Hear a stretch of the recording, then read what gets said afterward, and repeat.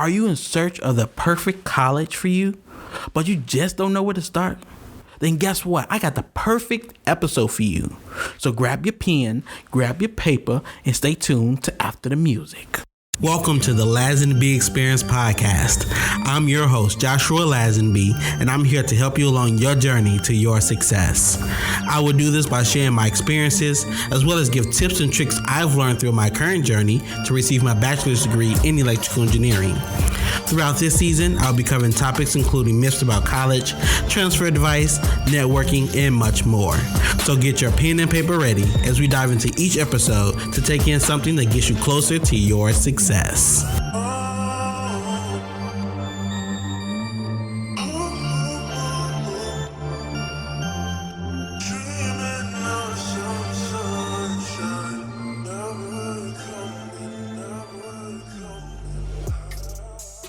Welcome and thank you for tuning in to another episode of the Lazenby Experience Podcast.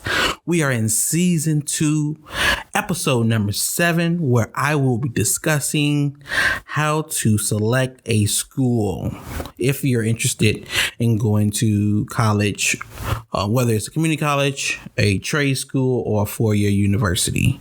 But before I get into that, I do want to say, if you are interested in going to college, I will highly suggest, and you don't know what major you want to major in, I will highly suggest that you listen to my last episode before you listen to this episode. Episode number 6 is where I give my tips and strategies on how to select a major if you are having trouble or you're still looking at what you want to do or major in when you go to college. So definitely check out episode number 6 before you head into this episode, because I think the major that you want to major in and get a degree in is a lot more important and should be the first step that you take before you decide what school you want to attend. So go ahead, listen to episode number 6, and then come on back and finish this episode. But before I get into my 5 tips I think will help you select a school, let's get into a little story time. So when I first graduated high school, or while I was in the process of graduating high school, I didn't do as much planning as I should have. I somehow found a school that I was interested in, and I really spent a lot of time focusing on that school instead of looking for more schools to be interested in. And somehow I got interested in the University of Minnesota. I don't know how I got interested. I don't even know how I got introduced to that school, but somehow I got obsessed with that school, and that was the school I wanted to go into. But if you have listened to any of my other episodes, you know that I did not attend the University of Minnesota, and my first school was Northern Illinois University.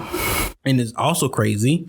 A lot of people don't know this. Probably just a few of my family members, like my mom.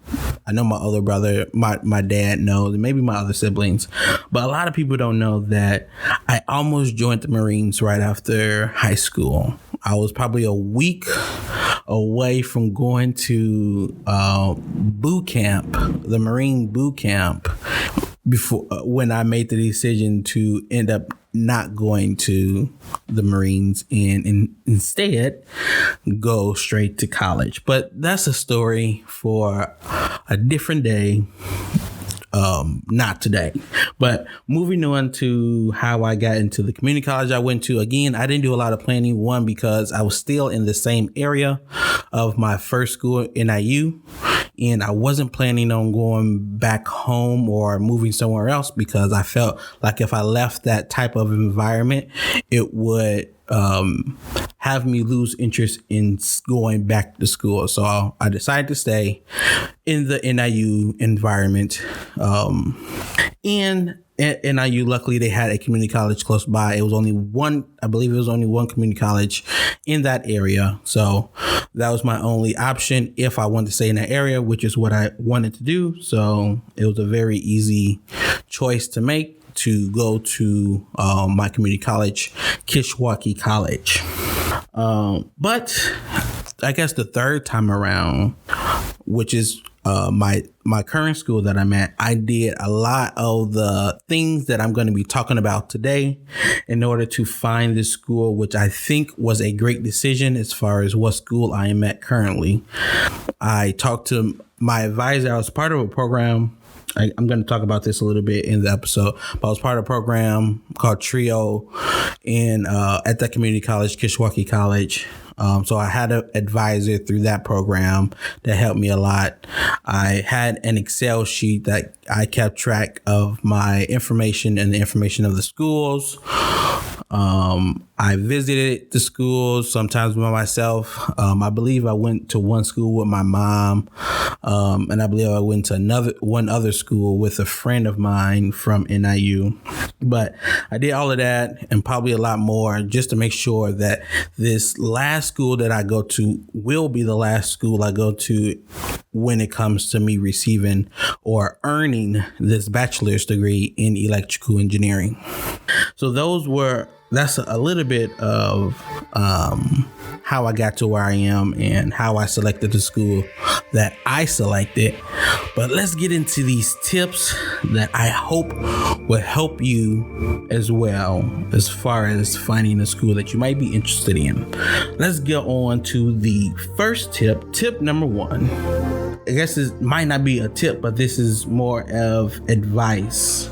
Which school you select have little determination to do with your success. There are people who have graduated from top Ivy League schools and they are not as successful as you might think they should be, or they're not in the career that they want to be in, or they're not doing what they want to do. So just because you go to a top school or an Ivy League school doesn't mean you're automatically going to be successful. And then on the other hand, there are people who have graduated from a community college who are living their best lives, who are in the career that they love or owning the business that they love. They are financially stable and comfortable where they are. So understand the college that you decide to go to has little to do with the success you have after you graduate. Now, of course, going to an Ivy League school or a big name school is great and it looks great on a resume. But if you're going to have to pay $100,000 and be $100,000 in debt, is it really worth it? Especially if you're going for a degree that won't provide you with that same salary midway through your career. Like if you're going for a major, I really don't like to down majors, but there are majors out there that if you go to any type of school, but let alone an Ivy League school that can cost you hundreds of thousands of dollars, and you get this degree, and then there's no career path for you to even get close to making that amount of money within your lifetime within that career field. So just because, again, it's an Ivy League school doesn't mean you're going to be successful.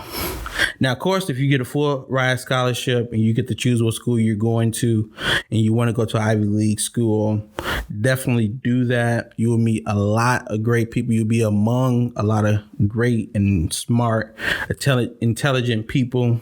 But if you're going to you can go to almost any community college or four-year university and still make a wise choice and still meet great people and still meet smart people and still be successful after you graduate.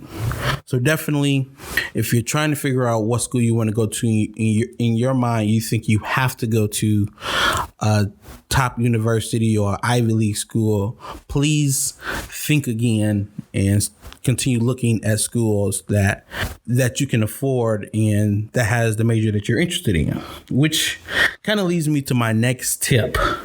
Select a school with your major. So this is the main reason why I wanted you, if you haven't already watched episode number 6 of this season, I want you to stop listening to me right now.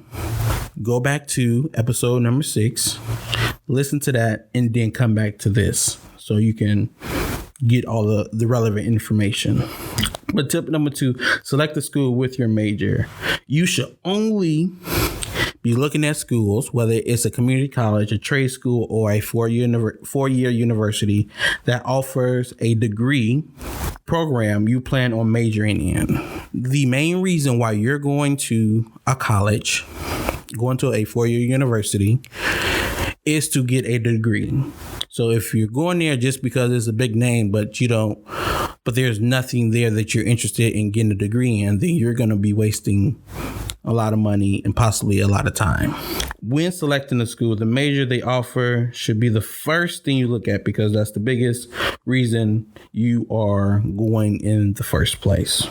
If you're interested in multiple majors or degree programs and haven't decided yet, make sure the schools that you're interested in have all the majors that you're interested in, or at least most of them. Like if you're interested in maybe 3 or 4 different programs in the schools you're interested in, only have maybe 2 of them, that's fine. But they should definitely have the majors that you're interested in, because if they don't, you might end up transferring, which isn't a bad thing. I also had an episode about transferring. So if that end up happening, go back to that episode. You can listen to that information. But it's not a bad thing. You just have to do some more planning as far as, again, possibly going through all these tips again, but also going through the tips I talk about in the episode with transferring. So again, remember, tip number 2, selecting a school with your major is very important. All right, going on to tip number 3. What school? Now, this is also very important. And I say this every episode with almost everything. But again, this is important, very important. So please pay attention. Write this down. What school have you paid out of pocket the least in, or take out the least amount of loans, is the ones you should be looking at. So understand, just because a school offers you more scholarships or more grants doesn't mean you're going to end up with the least amount of loans. So let me give you 2 examples. First example, the school that you want to go to gives you a $10,000 scholarship each year you go, but the tuition for that school is $20,000 each year that you go. That means you have to pay out of pocket or get loans for $10,000 each year. Where in scenario number 2, the scholarship that another school offers you is only $5,000. So it's only half of what the first school offering you, but their tuition is only $7,000 each year. That means you're only having to pay out of pocket or with loans $2,000. So you can definitely see how just because a scholarship amount is higher doesn't mean you're going to be paying less to attend a school. So definitely pay attention, not just to the scholarship amount, but the tuition amount. I'll also always make sure you're paying attention to out-of-state tuition versus in-state tuition. A lot of schools, if not all schools, have that within their tuition breakdown, where in-state tuition is usually a lot cheaper than out-of-state tuition. So definitely pay attention to that, especially if you're planning on going to a college outside of your home state.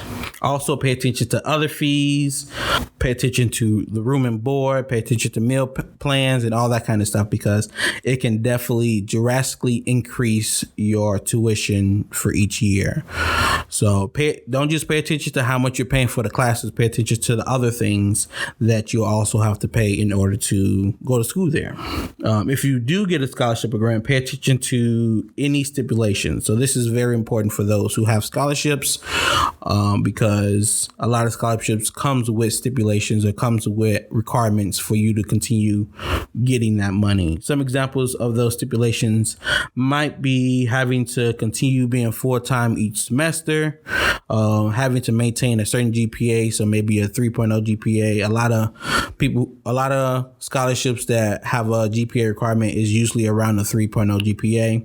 And then some of them, you have to be be in a certain major. So definitely pay attention to those stipulations, because if you do decide to maybe try to go half-time, or something happens with your GPA, or you want to switch majors, it can also affect your financial aid or affect your scholarships and grants. So pay attention to that information and make sure that you stay within those guidelines or those stipulations. Moving on to tip number 4. When selecting a school, you definitely want to pay attention to the school atmosphere / having you feel safe while you're on that campus. So this would require you to actually visit the campus in person. Now, my recommendation, based off the different trips that I've had with the different colleges, which I had quite a few, to try to go during the school year. So during the fall semester or during the spring semester, and then also try to go during the week and not like the weekend. This will help you see how the campus is on a typical day, because in the summer, most students don't take summer classes, and some students go back home, which might not be in that home state. So you won't see how the campus is on a regular day. And then on the weekends, again, classes are not usually on the week. They don't have any classes on the weekend. So you're not seeing the atmosphere. You're not seeing how students interact with each other. You're not seeing those type of things. So definitely, if you can, go during the week and go during the academic school year. So while you're on your visit, make sure you're paying attention to any safety precautions that they have for students. Some examples of some safety things that a lot of schools have, they might have an option or something where you can have someone walk you to your car if it's like late at night. They might also have these stations set up around campus where there's like a button on it, and if you press that button because you feel unsafe, or you feel like somebody's following you, or you feel like you might be in a dangerous situation, if you press that button at any of the stations, there will be an officer or a security guard to come to that location to make sure you are safe. They usually say how much time it would take a police officer or whoever to get there, but I don't have that information, and it's probably different for every campus who has a program like that. And then when you're on your visit, don't be afraid to ask these type of questions, these type of safety questions, because basically whatever school you go to, definitely if it's away from home, this is going to be your home away from home. So you definitely want to feel safe in this type of environment. And then always during your visit, pay attention to how you feel while you're on that campus. Are you nervous? Are you excited? Are you scared? Are you bored? Are you uncomfortable? Now, understand some of those feelings might be coming because this is your first time visiting that campus. This is your first time being on a college campus. But if you don't feel like you also have some type of excitement or feeling happy about the campus, then you might not feel happy about the campus if you end up going to that school, because the feel of and the atmosphere of a campus can either make you want to transfer or make you want to drop out of school altogether, or it can motivate you to want to continue when it becomes hard. So those things do happen. I remember at my first school at NIU, there was quite a bit of students who I graduated high school with that also went to that school. And by the end of the first semester or by the end of the first school year, at least half of them were gone or didn't come back for whatever reason. And some of the reasons could be because they felt homesick, even though we were an hour away from home, but they might have felt unsafe or anything like that. So definitely pay attention to those feelings while you're on the campus and visiting the campus. And you don't have to just visit the campus once. If you're really interested in that school, you might want to visit on multiple times because you might be able to see different things on different visits. So definitely go visit the school if you're interested in attending that school. Tip number 5, do they have extracurriculars you want to be a part of? Now, when I talk about extracurriculars, or when I say extracurriculars, I'm not including clubs, I'm not including student organizations, and I'm not including student government. And the reason why I'm not including those things is because most schools, if not all schools, have some form of student government. And most schools, if they don't have a club or organization that you're interested in, you can create that club on that campus. And if I'm not mistaken, I'm pretty sure that's how most of the clubs, if not all the clubs at the university, is created by the students, because it's for the students. So you have to create it if you want it, if it's not there already. When I say extracurriculars, I mostly mean things like the school's marching band, if they have one, if they have a school team, a dance team, and if they have like intramural sports. Those are the things that if the school doesn't have them, most likely it'd be too hard for students to form.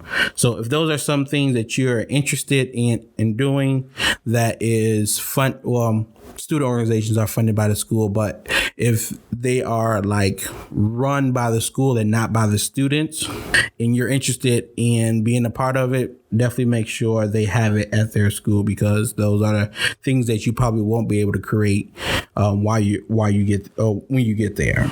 Now, when I talk about these extracurricular activities, this should be the last thing on your list to consider. So if you have like maybe 5 schools you're interested in, and you're going through the list and you're having a hard time picking your top choice, then going to the extracurriculars that school have can definitely help narrow it down to your top choice.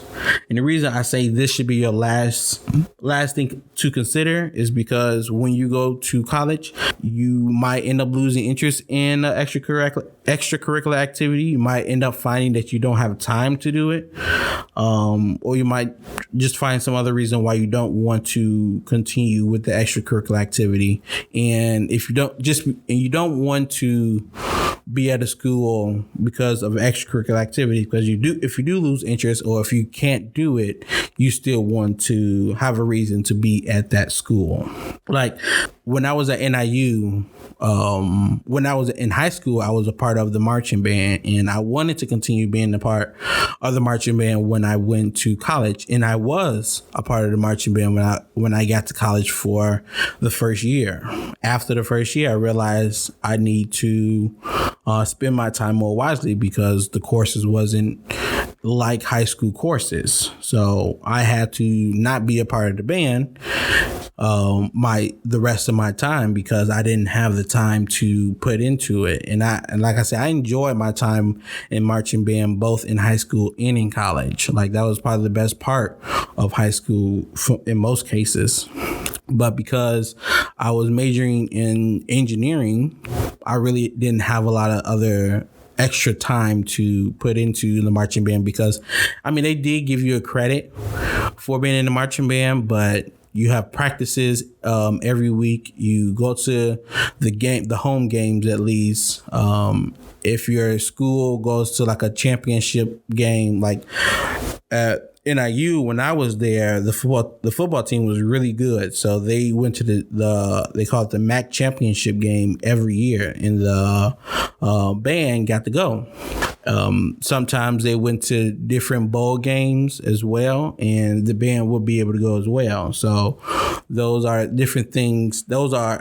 Takes up a lot of your time. So you don't want to choose something. You don't want to choose a school just because of the extracurricular activities, because again, you might lose interest. You might not have the time for it that you thought you would. And again, you're going to school to get a degree. You're not going to school to be a part of the band or be a part of the dance team or to play sports. Of course, you want to continue doing that if you can, but it's not the main goal of going to college. So those are my 5 tips I believe can help you narrow down your choices when it comes to selecting a school that you want to attend after high school. But if you're still with me, I want to give you one more bonus tip just because you are still here and listening.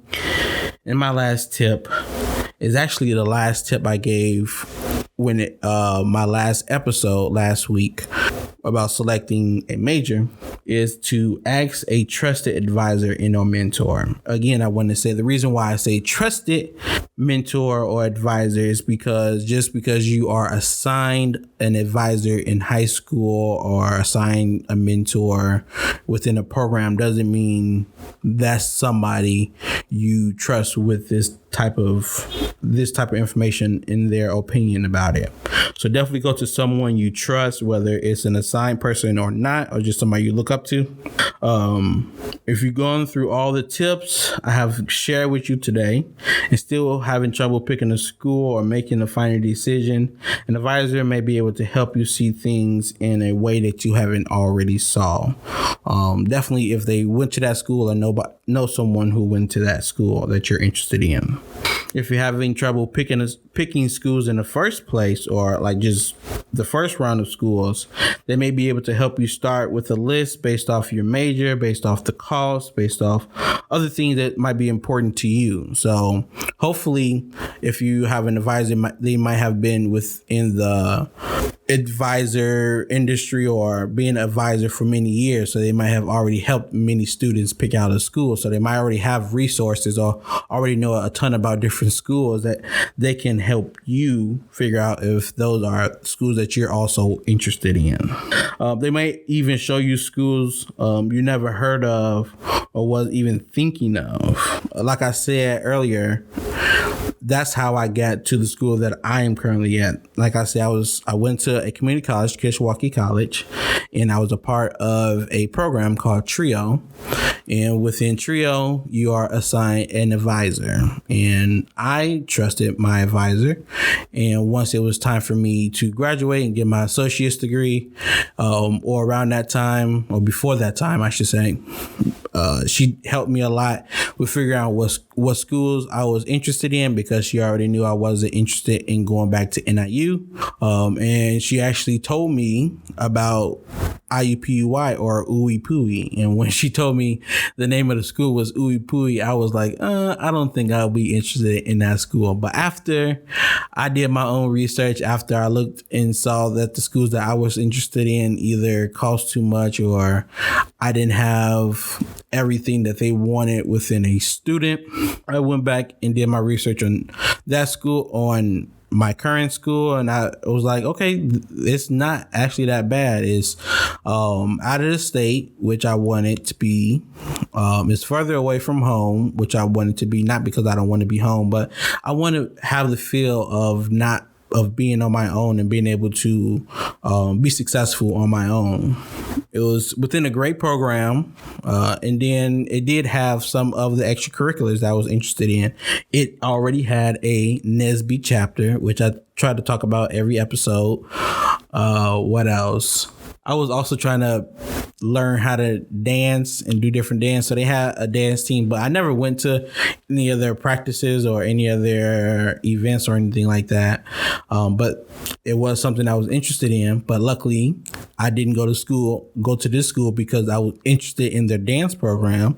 I came to the school because I was interested in their engineering program, because if I was just interested in their dance program, I still wouldn't be here today. So definitely, I got a lot of help from my advisor, and you can definitely do the same with your advisor, whether it's someone who's appointed to you or someone you look up to, you've been looking up to for years, and they can be of help to you. So those are all my tips I believe will help you find the perfect school for you if you're interested in going to a college or university. But before I leave you today, I want to give you some advice of the week.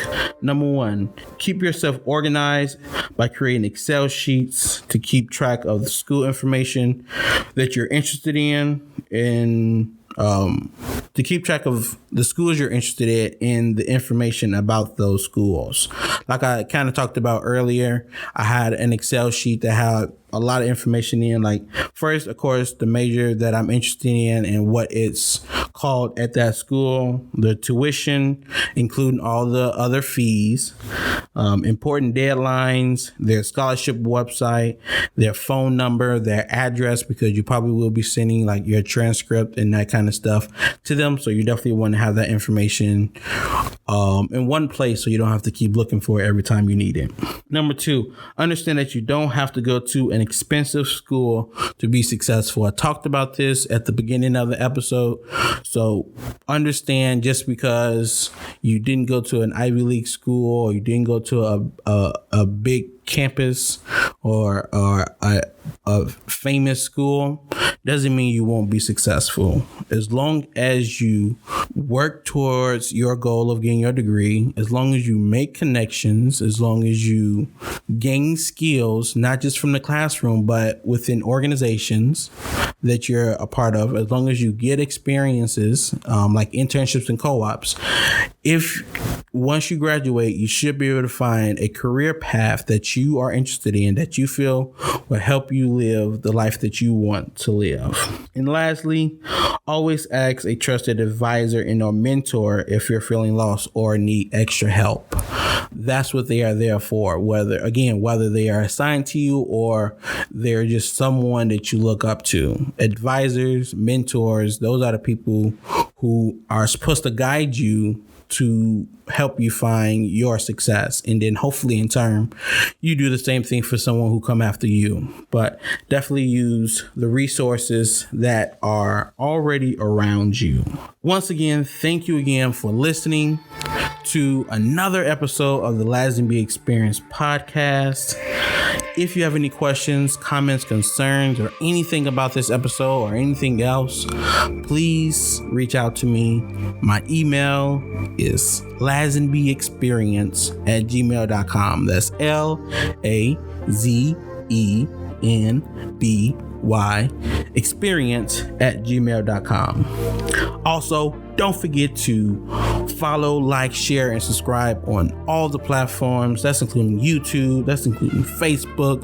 That's including Apple Podcasts. That's including anywhere that you like to listen to podcasts. Please follow, like, share, and subscribe. If you haven't already, season 1 is available on all those platforms as well. So go ahead, binge watch season 1. It's a lot of great content, a lot of great information out there or within that season as well. So please go ahead and watch those episodes and let me know what you think about them. Lastly, if for some reason you're getting sick and tired of hearing my voice every week, I have a blog that you can also read.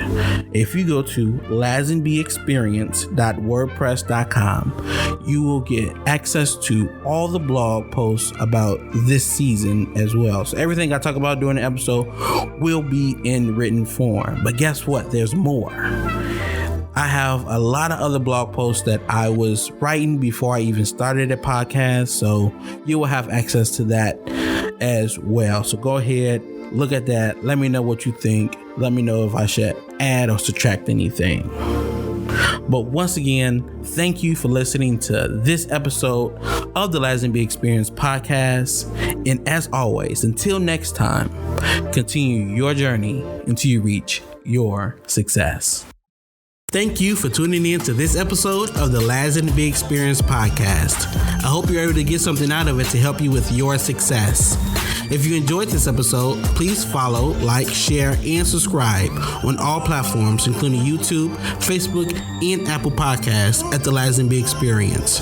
Have questions about this episode or have topics you would like me to cover in the future? Send me an email at lazenbyexperience@gmail.com. That's LAZENBY experience@gmail.com.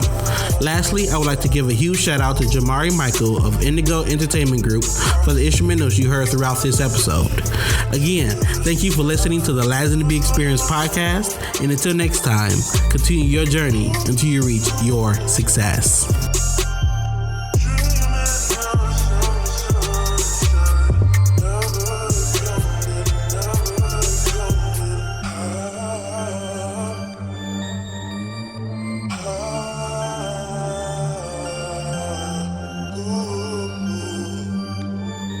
Us.